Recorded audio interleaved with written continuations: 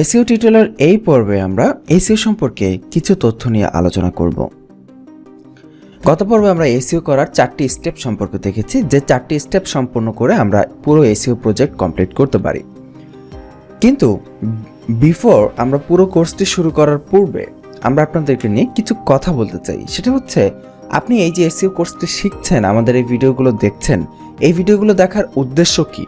হতে পারে আপনার অলরেডি কোনো উদ্দেশ্য আছে, বা এমনও হতে পারে আপনার কোনো উদ্দেশ্য নাই, আপনি শুধু অনলাইন আর্নিংকে টার্গেট করে এসইও শিখছেন। পরবর্তীতে আপনি ঠিক করবেন আসলে কোন কাজটি করবেন। তো এই এসইও কোর্সটি শেখার বিভিন্ন ধরনের উদ্দেশ্য হতে পারে, এবং আপনার উদ্দেশ্যর প্রেক্ষিতে কিভাবে আমাদের এই এসইও কোর্সটি আপনাকে হেল্প করতে পারে সেগুলো নিয়েই আমরা এই পর্বে ডিসকাশন করব। ফার্স্ট অফ অল, আপনি ক্লায়েন্টের জব করার জন্য এসইও শিখতে পারেন। সেটা হতে পারে আপনি ফ্রিল্যান্সিং করবেন, ফ্রিল্যান্সিংয়ের জন্য এসইও শিখতে পারেন। তো ফ্রিল্যান্সিং মানে হচ্ছে ক্লায়েন্টের জব। এক কথায় ক্লায়েন্টের জব করার জন্য যখন আপনি এসইও শিখবেন, এই টিউটোরিয়ালটি আপনাকে অবশ্যই হেল্প করবে।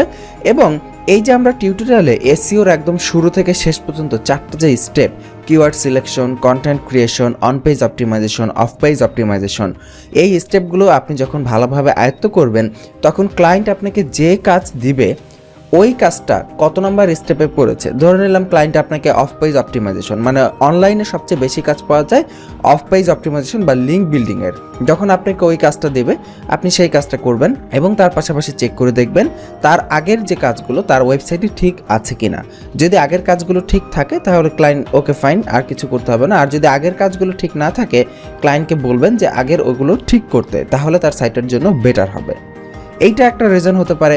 আরেকটা রিজন হতে পারে, আপনার কোনো অলরেডি ব্যবসা আছে, আপনি সেইটার জন্য ওয়েবসাইট করেছেন, সেইটার এখন এসইও করতে চাচ্ছেন। ধরে নিলাম আপনার কোনো দোকান আছে, বা আপনার কোনো শপ আছে, বা ই কমার্স সাইট আছে, সেই ই কমার্স সাইটের এসইও করতে চাচ্ছেন। সেইটার জন্য আমাদের এই যে প্রসেস 4টি ধাপ, এই ধাপগুলো আপনাকে কন্টিনিউয়াসলি একটার পর একটা শেষ করে বারবার রাউন্ডের মতো করে সারা জীবন কন্টিনিউয়াসলি করে যেতেই হবে বিভিন্ন প্রোডাক্টের জন্য। এরপরে যেটা রয়েছে কর্পোরেট ওয়েবসাইট। হতে পারে আপনি বাংলাদেশে কোনো কাজ করতেছেন কোনো কর্পোরেট ক্লায়েন্টের, যেমন ধরেন কোনো বাংলাদেশে কোনো বড় একটা প্রতিষ্ঠান, হয়তো প্রাণ আরএফএল গ্রুপ বা ক্রাউন সিমেন্ট, বা যে কোনো একটা বড় প্রতিষ্ঠানের ওয়েবসাইট আছে, বা আপনার নিকটস্থ কোনো স্কুল কলেজ ছোটোখাটো কোনো প্রতিষ্ঠানের কর্পোরেট ওয়েবসাইট, সেই ওয়েবসাইটের এসইও করার দায়িত্ব আপনাকে দেওয়া হয়েছে, সেইটার এসইও করতে হবে। তো সেইটার এসইও আপনি 4টা স্টেপে করে দিবেন। প্রথমে কিওয়ার্ড সিলেক্ট করতে হবে, তাদের কর্পোরেট, তাদের যেই কোম্পানি যেই রিলেটেড যেই টপিকের উপরে, সেই টপিকের উপর কিওয়ার্ড খুঁজে বের করে কন্টেন্ট ক্রিয়েট করতে হবে, তাদের ওয়েবসাইটে পোস্ট করতে হবে। সেই কন্টেন্টগুলোকে অপটিমাইজেশন করে সেগুলো লিঙ্ক বিল্ড আপ করার মাধ্যমে পুরো ওয়েবসাইটের র্যাঙ্কিং সামনের দিকে আসতে থাকবে। এবং এরপরে যেটা হতে পারে, বাংলাদেশে যেটা এখন বর্তমানে ট্রেন্ড চলছে, অ্যামাজন অ্যাফিলিয়েট। প্রচুর লোক অ্যামাজন অ্যাফিলিয়েটের দিকে ঝুঁকতেছেন, এবং এই অ্যামাজন অ্যাফিলিয়েটের জন্য এই এসইও কোর্সটি আপনাকে হেল্প করবে। কারণ হচ্ছে আমরা এখানে পুরো এসইওর মডেলটা দেখাচ্ছি, এবং এই এসইওর মডেল এবং অ্যামাজন অ্যাফিলিয়েট সাইট যারা করেন বা যারা এই বিজনেস করেন তারা জানেন যে এসইও হচ্ছে এই বিজনেসের একদম প্রধান এবং মেইন চালিকা শক্তি। সো দ্যাটস ওয়াই এই এসইও কোর্সটি আপনি সম্পূর্ণভাবে কমপ্লিট করতে পারলে অ্যামাজন অ্যাফিলিয়েটের কাজগুলো করতে পারবেন। এরপরে অনেকে সিপিএ মার্কেটিং করে। সিপিএ মার্কেটিংয়ের জন্য সবাই সাধারণত ফেসবুক মার্কেটিং বা অন্যান্য মার্কেটিং প্ল্যাটফর্মগুলো বেছে নেয়, আবার অনেকে এসইও করে। সো আপনি যদি সিপিএ মার্কেটিংয়ের জন্য ওয়েবসাইট করে বা ল্যান্ডিং পেজ করে সেটাকে এসইও করে গুগলের র্যাঙ্কিং আসতে চান, তাহলেও এই এসইও কোর্সটি আপনাকে হেল্প করবে। এছাড়াও অন্যান্য অনেক কারণ থাকতে পারে। হতে পারে আপনি নর্মালি কোনো অ্যাফিলিয়েট সাইট করছেন, বা নর্মালি কোনো ওয়েবসাইট করছেন, অথবা আপনি একটা পার্সোনাল ব্লগিং করছেন আপনার নিজের জন্য, সেখানে বিভিন্ন ব্লগ লিখবেন, সেই ব্লগের এসইও করতে চাচ্ছেন। আপনার ইন্টেনশন যেটাই হোক না কেন কাজ শেখার, সবগুলো ইন্টেনশনের জন্যই আমাদের এই এসইও কোর্সটি আপনাকে হেল্প করবে। আপনাকে শুধুমাত্র একটু ভেবে নিতে হবে যে আপনি কোন কাজটা করতেছেন। আমরা এই পুরো এসইও কোর্সটা এমনভাবে দেখাবো যে যাতে করে আপনি যখনই কোনো কাজ করবেন আপনি একটু ভেবে নেবেন যে ওই কাজটা আমার পজিশনে থাকলে কীরকম হতো। যেমন এই এসইও কোর্সে আমরা আপনাকে কাজটা করে দিব, প্র্যাকটিক্যালি দেখিয়ে দিব।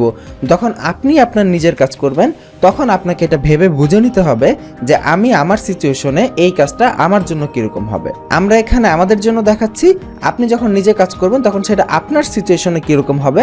এইভাবে আপনি জাস্ট একটু চিন্তা করে নিলেই আপনার জন্য এই একটা এসইও কোর্স দিয়েই আপনি যত ধরনের কাজই করেন না কেন সবগুলো কাজকে খুব স্মুথলি আপনি কভার করতে পারবেন।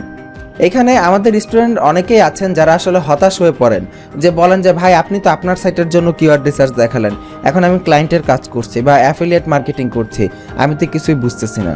কিন্তু এই যে বিষয়টা হচ্ছে এরকম যে আপনি ভাবতেছেন যে আমরা যে কিওয়ার্ড রিসার্চ আপনাকে দেখালাম সেটাই বুঝি শেষ, বা আমাদের জন্য বুঝি সেই কিওয়ার্ড রিসার্চ না।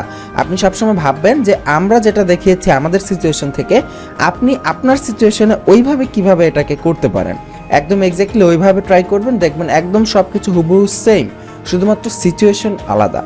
আপনি আপনার সিচুয়েশনে, আমি আমার সিচুয়েশনে, আরেকজন আরেকজনের সিচুয়েশনে। সিচুয়েশন যেটাই হোক না কেন, কাজ করার ধরন, কাজের স্টাইল সব কিছু এক্স্যাক্টলি হুবহু একই রকম। সো এটা নিয়ে আপনারা কখনোই টেনশনে ভুগবেন না, এবং ভিডিওটি দেখতে থাকুন, আমাদের কোর্সটি কমপ্লিট করতে থাকুন, তাহলে এমনিতেই বুঝে যাবেন যে আমরা কতটা ইনডেপথ এবং কতটা ডিপলি এবং ডিটেইলসে আপনাদের সাথে আলোচনা করব বিষয়গুলো নিয়ে। তো আজকের পর্ব এই পর্যন্তই, আগামী পর্বের আমন্ত্রণ রইল। ভালো থাকবেন, আল্লাহ হাফিজ।